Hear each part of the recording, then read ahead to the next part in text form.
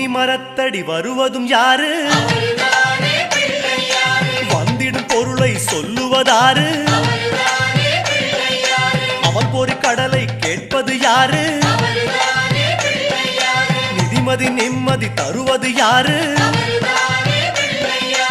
எருக்கம் மாலை கேட்பது யாரு? பிணக்கம் நீக்கும் சாமியும் யாரு?